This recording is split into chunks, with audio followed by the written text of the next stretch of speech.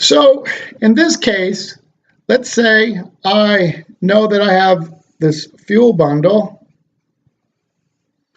and I knew exiting that it was operating at 1,000 psi, and if I had a temperature gauge there and I saw that it was operating at 600 degrees Fahrenheit, this steam water mixture, which is what I think it is, was 1,000 pounds, 600 degrees Fahrenheit. Well, the first thing I'm going to do is what's the saturation temperature for 1,000 pounds? And we looked it up and we saw that that was 544 degrees Fahrenheit. So I am exiting this fuel bundle at a temperature greater than the saturation temperature corresponding to this pressure. This is superheated. This is not a good day for superheated steam to be exiting a fuel bundle. This would be LOCA dry out conditions. This is bad. I can see that I am 56 degrees superheated. Remember, temperature of superheat is equal to, well, T actual minus T sat. I have 600 degrees steam. The saturation temperature is 544 degrees. This is leaving this fuel bundle 56 degrees superheated. We have superheated steam tables in the back. After the temperature and pressure tables, if you keep going all the way down to the pressures, and you'll look, the very last thing you see is 3,200 pounds absolute and 705 degrees. It ends right after that at the critical point. They began right around the triple point. So triple point to critical point.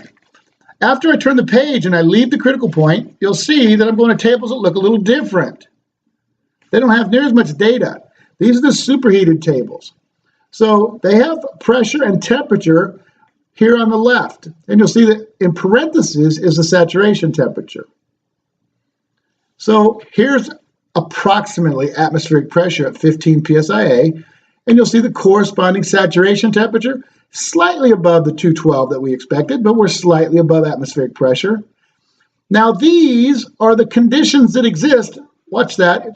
This is just reiterating. That says saturated water.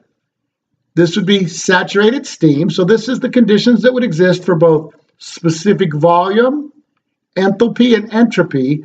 So this is the F column, the G column. This is the same exact data, these two columns right here, that exist in the saturated steam columns. The additional information comes just to the right of those.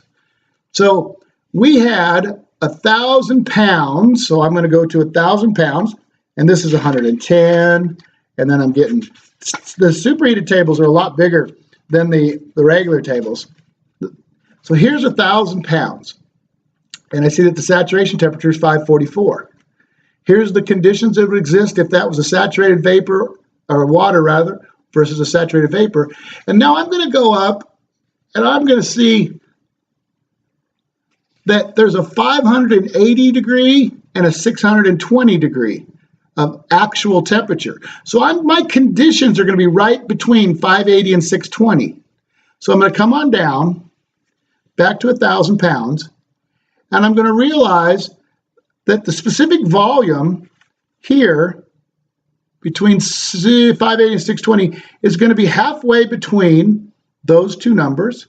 The enthalpy is halfway between 1,231 and 1,266 BTUs per pound mass, and the entropy.